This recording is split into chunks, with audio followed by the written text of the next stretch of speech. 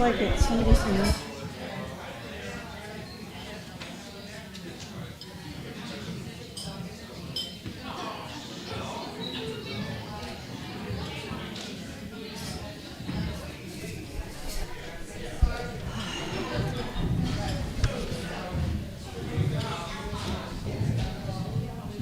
Hi, everybody.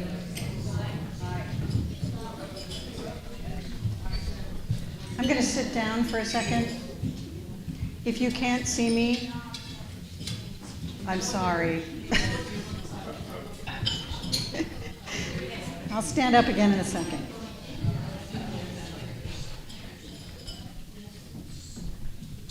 All right.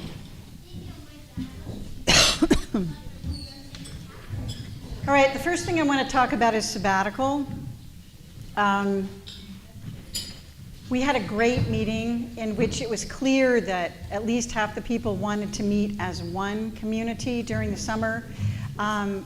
I did have a chance to call a few people that were not here and kind of gauge where they were. And then I called the diocese. And the diocese said, absolutely do not change the timing that you have so it's all right to have one at 8 and 10, just don't have just one at 9. That it's too much disruption during a sabbatical.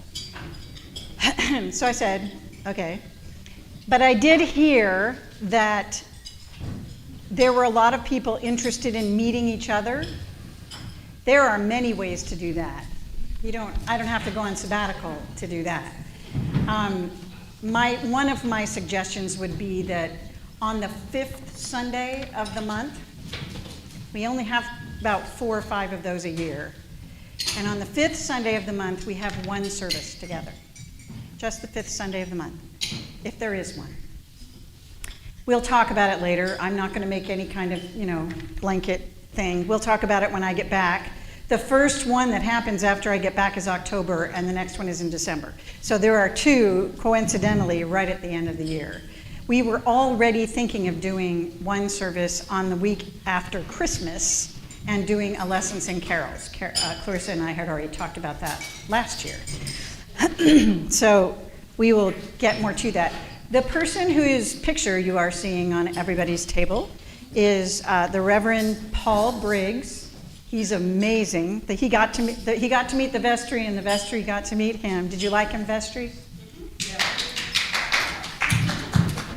He's very nice. He's very calm. He has a great sense of humor. Maybe not Paul Tunkel's sense of humor, but no one is Paul Tunkel. But he has a very good sense of humor. He's as I said, he's unflusterable. He has recently retired. He's probably a couple of years older than I am, which means he's been in the business a lot longer than I have. If he retired, it means he had 30 years in, so he probably started young. He's very good. I think after the vestry met him, they felt like this is going to be great. There are 3 Sundays that he won't be able to be here, and for those Sundays, Marcia Hecker will be taking over for those 3 Sundays. They are kind of sporadically spaced, but he had already had clergy jobs on those days. But he'll be here most of the 4 months, so it'll be fun. I hope you really like him. So we are going to have the services during the sabbatical at 8 and 10. It's not hard to find a clergy to do 2 services, but it is very hard to find a clergy person to do one at 7:30 and 10. It's just not common, and most people, by the time they're doing supply work, don't want to get up that early. So I've been told by the people from the 8 o'clock service that it'll be fine. This is just the summer, and so have fun, just not having to get up quite as early. For those of you that go out to lunch afterwards, it's a half an hour. You can still go out to lunch afterwards. It only ends at 8:45. I think you can still have, not lunch, breakfast. So still continue to do that. I'm sure you guys will have fun doing that.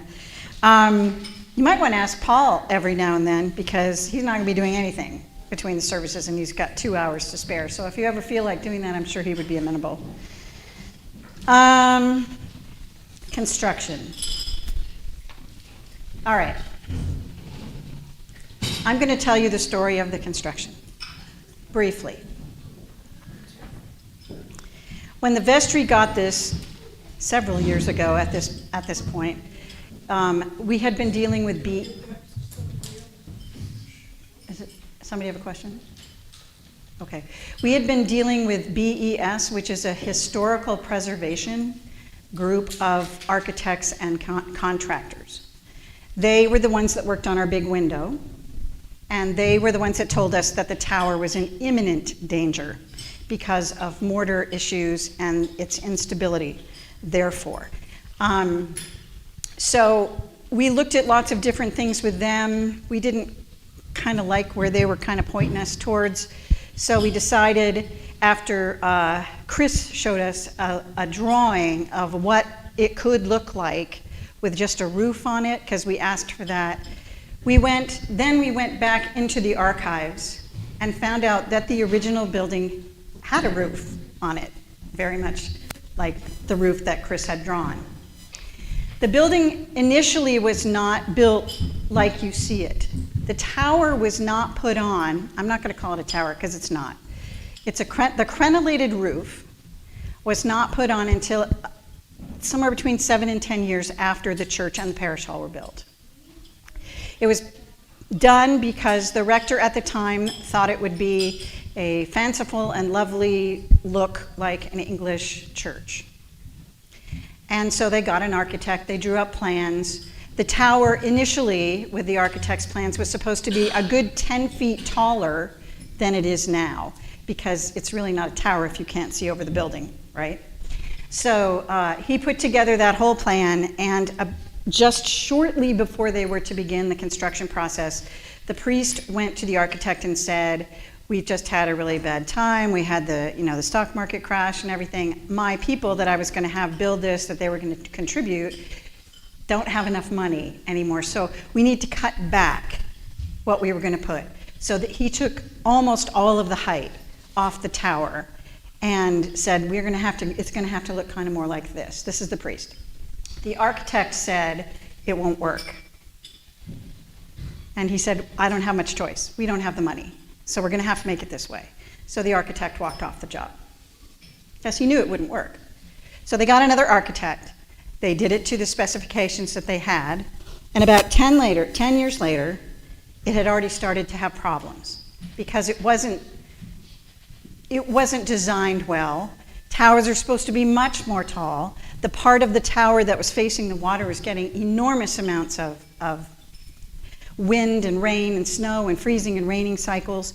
And so not even 10 years after the initial crenellated roof was put on, they spent $19,000 to repair the top of the chapel. That's how much they spent on the entire church and parish hall together. About $400,000 in our amount of money today. So less than 10 years after they built the crenellated roof, they had to spend the same amount that they spent on the church and the parish hall together to fix it. It has happened about roughly every 20 or so years. They've had to put enormous amounts of money into the tower because it keeps failing. It keeps failing because it was an initially flawed design. So when the vestry found out all of this and we started looking at all the different plans, we decided that what we really needed was something that corrected all the problems that had happened since they put a crenellated roof on. So we looked at actual roofs like the initial building had. And we looked at ways that it could fix all of the problems with all of the roofs, not be as expensive, because we knew we wouldn't be able to fund $1.4 million project at the time. And it would also save generations going forward from having every 10 or 20 years to have to fix the crenellated roof again because it would fail. At about this time, I talked to the rector in Bangor, who has a similar church made of exactly the same stone, with an actual tower in the front of their church where people go in, and it had failed. So they brought in an architectural preservationist like we did for the front, except they did it for the tower, their tower. They graced it, or they thought. 5 years later, they had to pull it down to about roof happened to us. So we knew all of this in vestry. We brought all this information to you once before to do something that was attractive but worked, maybe even taking it back to what it originally looked like, which is the design that you see that we brought you. A roof will be put on the chapel, a peaked roof that will mimic the one in the narthex.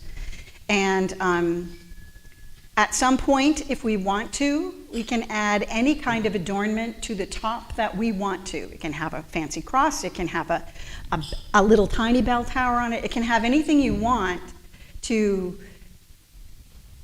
make it something that you might find incredibly attractive. Except for a crenellated roof. We're not going to do that again. I want to let you know this decision was not made lightly. It was not made to make anybody mad. It was done to find a workable solution to a problem that has been plaguing them since 1935 and needed to stop, because we just don't have the money to spend refixing and refixing and refixing and refixing that crenellated roof. So they made the responsible decision to attack this problem to solve the issue of the mortar going to pot. I mean, when they take down the wrap, which they're going to do soon, they have to take off fully the first top third of the crenellated roof. It's history. That's where the bells are. That's why we can't play them right now. They're afraid if we play them, it will be enough of a vibration to have it come crashing down through the rest of the building, which is, I don't want to have happen to anybody here. So they're already going to have to do that. The second third of the building, they're probably going to have to heavily fix, and then the bottom third, they're going to have to repoint.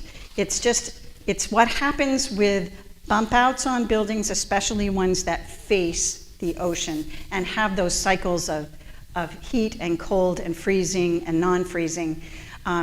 They didn't think about that back in 1925 when he was trying to make it look like an English church, that we don't have English weather. It makes a big difference. It really does.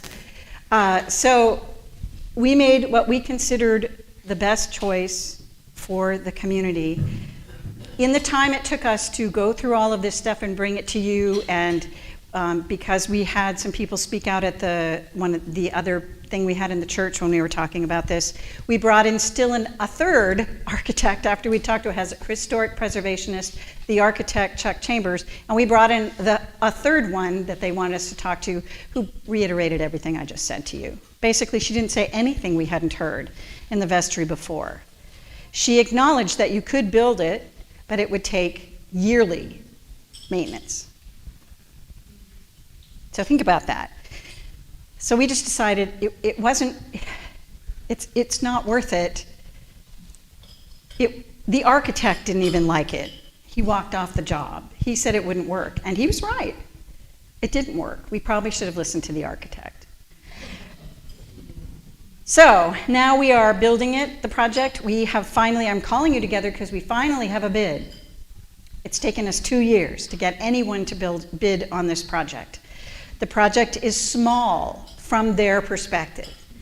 It's not like an enormous building. They're not building like a school or something like this. It's a really small project, but it's not to us. It's a big project to us. Unfortunately, in the time it took us to get to this position, the costs have gone up 30% because of materials. So instead of it costing $600 and some odd thousand to fix, it's now going to be $900 and something thousand, almost $1 million to fix it. If we had chosen to do the crenellated roof, that project would now be $2 million today. Think about that. So I'm telling you this because they're going to start in September, and at least they're planning to. And they should be done January, early January, late December, something like that. 3 months, 4 months? It was about 4 months, the end of December was the projected completion. Yes, we evidently can continue to use our church as we are while they're working on the chapel portion. It should fix all of the things, including the roofs on all buildings. We're going to have a new roof on the church, a new roof on the chapel, and that will be great because it's been leaking incessantly. I want, before anybody gets upset about the fact that we're having asphalt shingles put on the roof, to tell you why. Slate shingles, when they put the slate shingles on this roof, they used the cheapest grade of slate they could, which, heck, I would have too. I mean, if you've got an enormous project, slate still lasts a long time, even if it's the lowest grade. We chose deliberately not to put slate. The vestry and I decided that there are things coming out on the market that look like slate on the roof, but are solar. They don't look like solar roofs. They don't look like panels. They look like slate, a slate roof.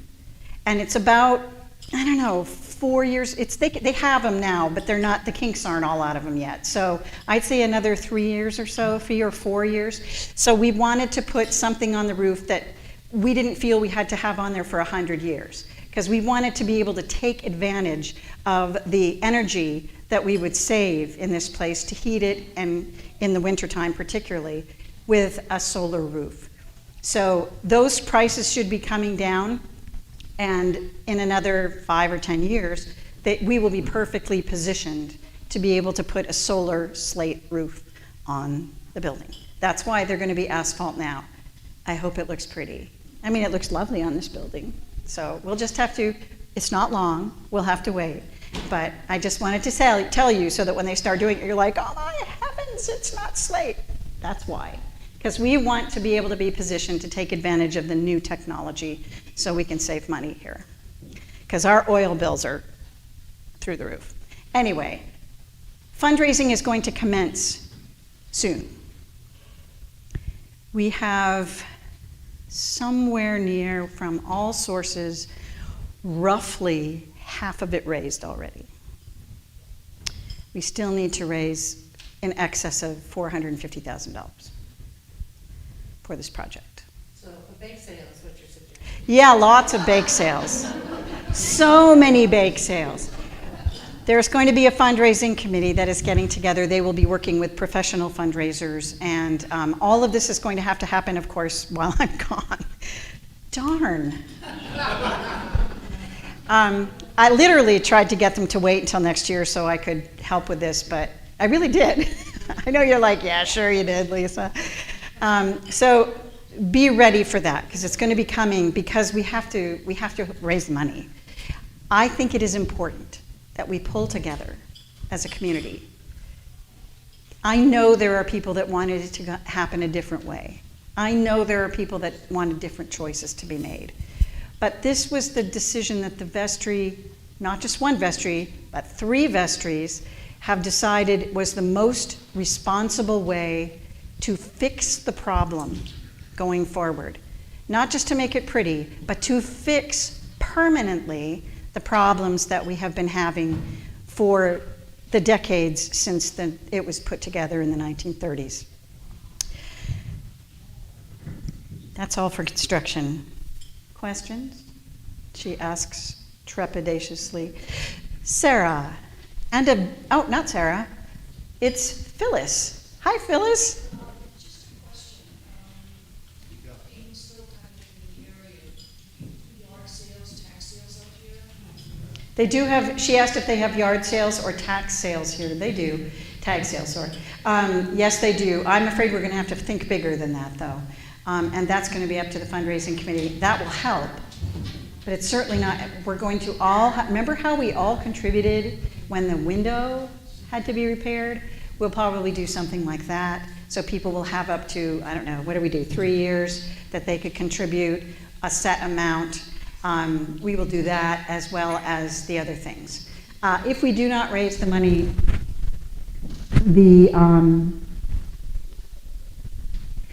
there are several things we can do, but almost all of them will involve a big hit on our budget each year. Big hit.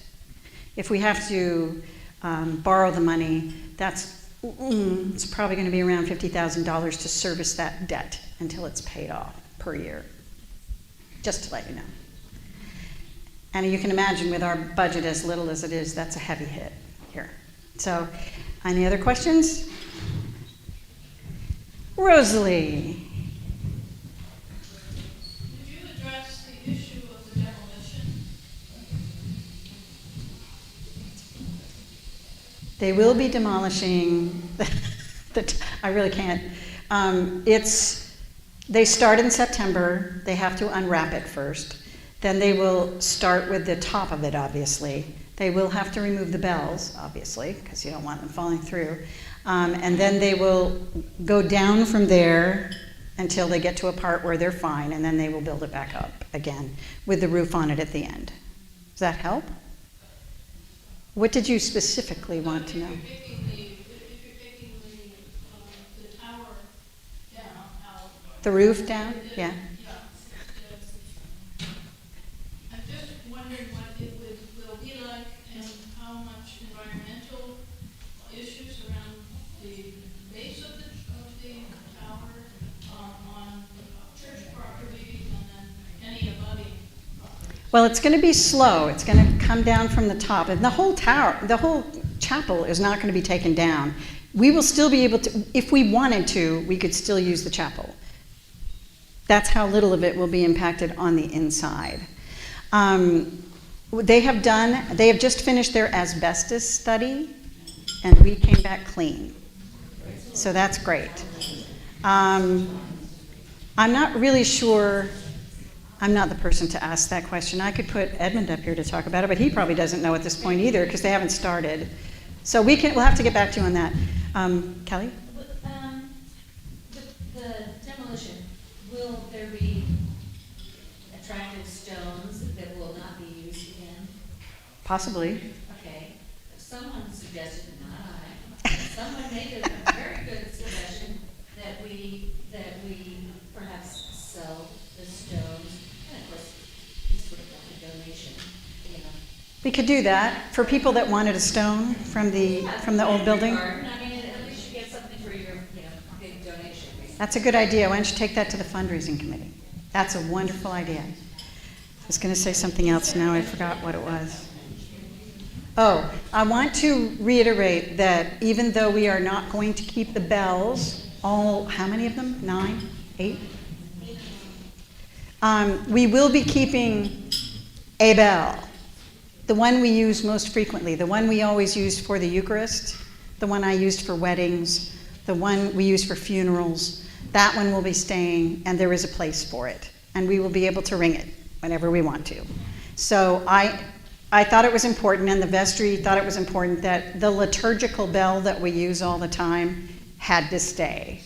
So it's all in part of the plan that we have. The rest of the bells will be sold probably to the person that we got them from. He's already said that he's interested in buying them. So there's another way we can make money. It should be. It's mostly for the material that it's made of, I think. But that's a good idea about the stones. Okay, anybody else? Rosalie. So, I wanted to just, there's been some confusion about the final preservation architect that came to look at the situation, and she was fine about, developing the smooth plan of taking the tower down, but she was also very positive about the possibilities for restoration of the tower. She was, but she was very clear that it would have to be maintained year by year.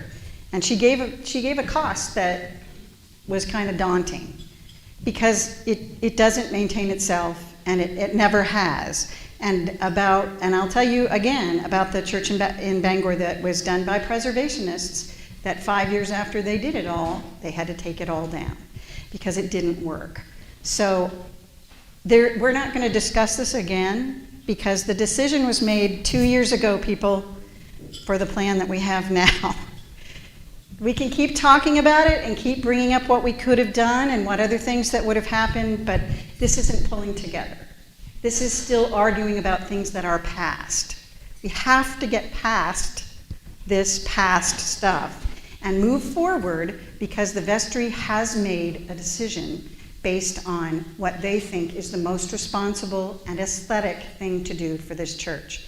I cannot say this enough. If we persist in going underground and talking to each other about how we really don't like what's going on, this is deleterious to our community. It causes factions, and we do not pull together as a group. And I'll be honest when I say, I'm just being real with you here, this is the demise of many churches when they start doing that. We have to pull together. We did not make a choice to make anybody mad or do something that people didn't like. We made a choice based on what we thought was the most responsible thing that we could afford and that was aesthetically pleasing at the same time and looked like the original church. That was our only concern, not to make anybody mad.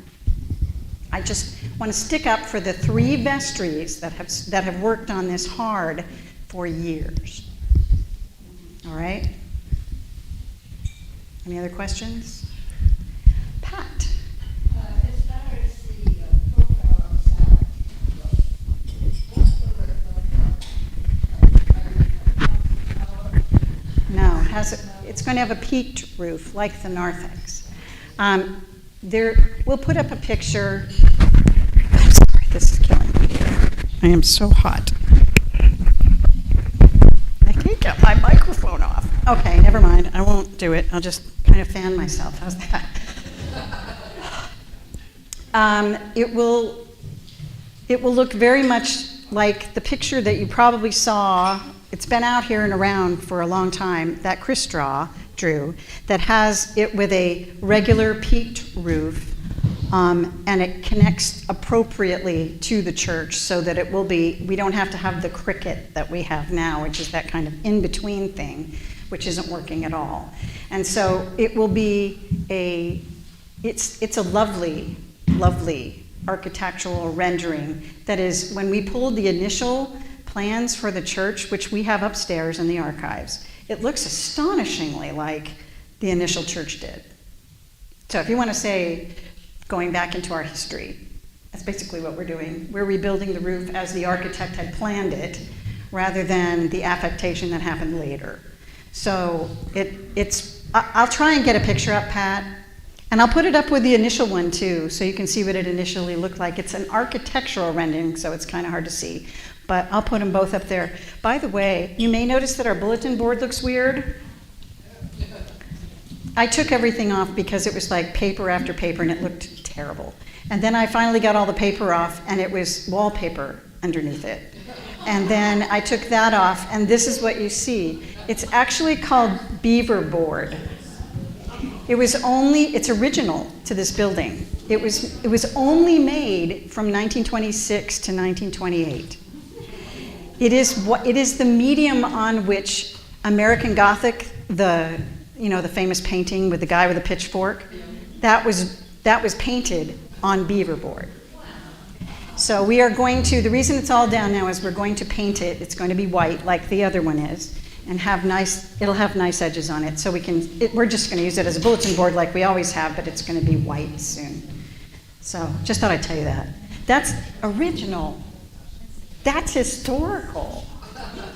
Beaver board is rare now. You can't even get it anymore. They were so excited at Rankin's when I went there, and they were like, "Can I come over and see it?" So, and they said painting it is what most people do. Anyway, sorry, that was completely off my script. All right, any more questions? Anybody at all? I can do this all day. No, I can't. All right, the future. Now, I know a few people were nervous when I was talking about the future, and a few people came up to me and said, "Are you leaving?" And I said, "No, I have no plans to leave." "Why? Do you want me to leave?" The future that I am talking about is the future of all churches in America. We've been talking about this at the diocesan level, at the national level, and every church that I know of, because I've talked to the Baptist church, and I've talked to people at the UCC church, and I've talked to people at the Methodist church, we're all talking about this in our national churches. This tendency of churches to go down in numbers, especially since COVID, and not to have as big of budgets as they ever did. Part of this is because the biggest numbers that we had in our budget were by the oldest people. So the people that were oldest pledged the most. So if you have young families, which is wonderful to have, typically they are not able to pledge at the same amounts that the oldest people were because they're raising kids and doing all of this stuff. So this is a problem. I'm very proud to say we seem to have all the children in this area. Give yourselves a round of applause. They don't have any children at St. John Baptist, or at St. Peter's, or at Belfast. They're having trouble getting children at the UCC church, and so is the Baptist church. We have 20 some odd kids on our roll. The amazing thing to me is when I say that at a diocesan thing, everybody goes, "Oh my God." Like it's such an amazing thing. It is an amazing thing, and I love our kids. They're great. But we have to look at the future of the church. Our budget this year was really tight. Really tight. Our budget next year will be tighter because of the building project. I can guarantee you already that it's going to be tighter because of the building project. No matter what happens, it's probably going to affect, even if people are giving to the building project, that probably means they won't give as much to the church in general. So the vestry and I have had hypothetical discussions about what it would look like if the rector went to 3/4 time. We've taken down everybody else's salaries. We can't take down anybody else's salaries. I'm it. I'm all that's left. I just want you to know I'm perfectly fine with it. This is not something that would upset me in the least. But the thing that worries some of the, not all, but some of the people on the vestry is that I would not do it by working 30 hours a week and every Sunday, because I'm never going to work 30 hours a week, and that's not working 3/4 time. That's working full-time and saying you're working 3/4 time. The only way I would do it is the way a lot of people in the diocese have chosen to do it recently, which is I would work 3 weeks exactly like I do now, 40, 50, 60 hours a week. And then I would have 3 Sundays here, and then the 4th Sunday and the 4th week, I would be off. This would give me a chance to get rested so that I have more energy for the first 3 weeks of the month. And it would also give me a chance to supply at other churches if I feel I needed the additional money on a Sunday to make up for the 3/4 time. Then that started worrying people, and they were like, well, what's going to happen on that 4th Sunday? And I said, well, I suppose you could hire somebody who's a supply on that 4th Sunday. Many churches are doing it by having morning prayer on that 4th Sunday. Now, those of you who are old enough to remember morning prayer, raise your hand. Okay. It's mostly the older people, because until 1979, a lot of churches, including mine, which was St. Paul's in Brunswick, we had morning prayer 3 times a month, and then we had Eucharist once a month. I personally like the morning prayer service very much. It is a service that does not require clergy. It is a service that the lay people do. Part of the reason why I like that option is because I want you all to understand that you don't need a clergy person to worship God. I think it's important for us to get back to the realization that it does not require a paid person in the front for you all to have a relationship with God. I have several people that I'm thinking of that could actually contribute by doing a talk on various things. I'm going to use Bob here. He's going to kill me. Bob has been studying. You, Bob Bannon. Bob has been studying. Bob has been studying. Help me here. The prayer things, beads, rosaries. Yes, he's done it. He's done a lot of homework on this. He knows a lot about the rosary. I have taught classes in the rosary before. It's really an interesting way to pray that most of us don't know because we're not from that tradition. So that's just, when he told me that, I thought that would be a good morning prayer talk. Sorry, I know this is coming as a shock to you, Bob. But other of us have other things that we do that the community as a whole doesn't even know, ways that we could contribute to things that some people paint as something that they do spiritually. There are all kinds. I could use another one about somebody has a woods ministry, but I won't go there. Lots of things that we do in this community that I think everybody in the community could benefit from. So I'm telling you, this was all hypothetical. This is not happening as we know it. We have not taken a vote. This was all just hypothetical. So if you hear somebody talking about this, don't get nervous. It's so far just hypothetical. But think, maybe get it in the back of your mind, that there are other ways to have church that are just as meaningful as having a Eucharist every single week. Maybe not. Maybe you would decide that that's not what you want to do and you want to have Eucharist every week and, whatever. All right. I don't have my glasses, but I'm trying to read this. What was the other thing I said?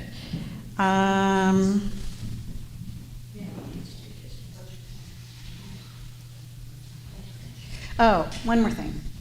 When the bishop was here in the fall, he got the vestry together and said something to the vestry that I've heard him now say to about 12 other vestries.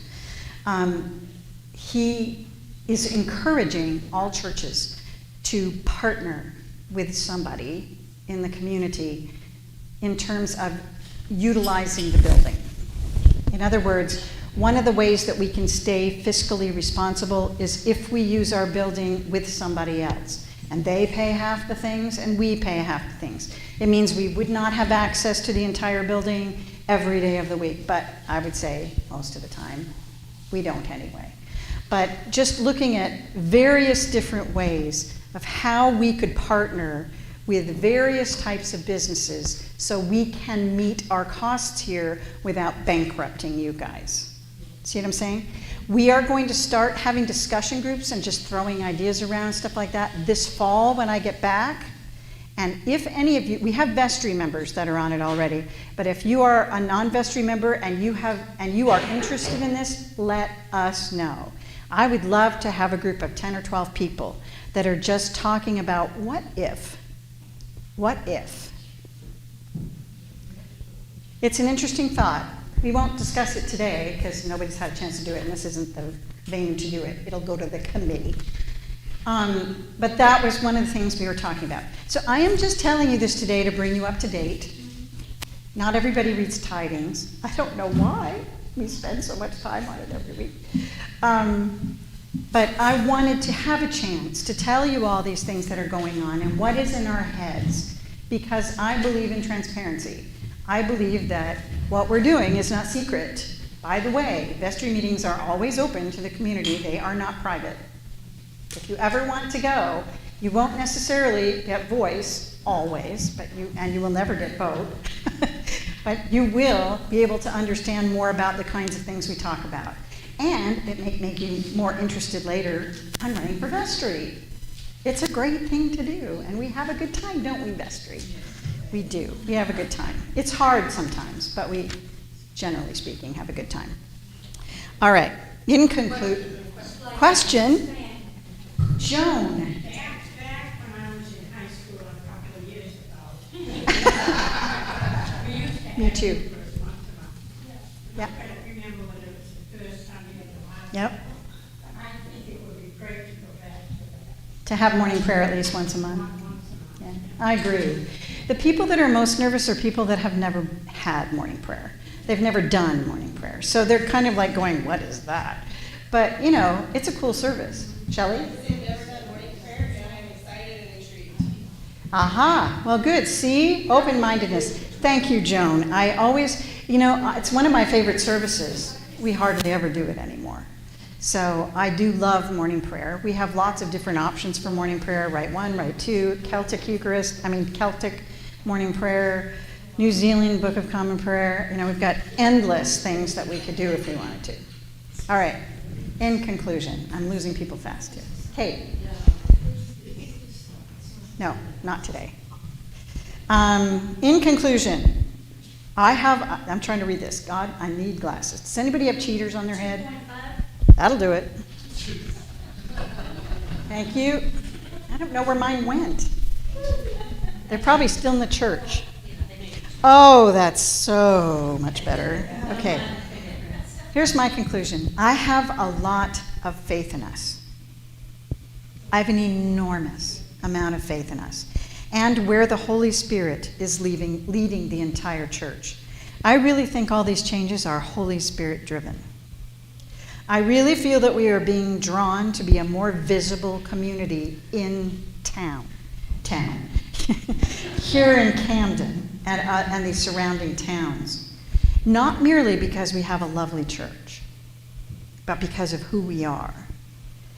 We are being led by the Spirit to become in all ways more a part of the town, so all of us can find ways to help all the people of this area Not just by calling them to church, but by seeing that everyone is housed, fed, befriended, and has a place to belong. As I said before, my people, I have all the faith in the world in you. All the faith in the world. Don't be nervous that I'm going on sabbatical. It's not going to be long. Trust me, you'll be like, she's coming back already? You will love Paul. Try not to be anxious. And help out your vestry and your office volunteers as much as you can. God bless you. I'll see you when I get back from sabbatical. I'm not leaving until after Easter.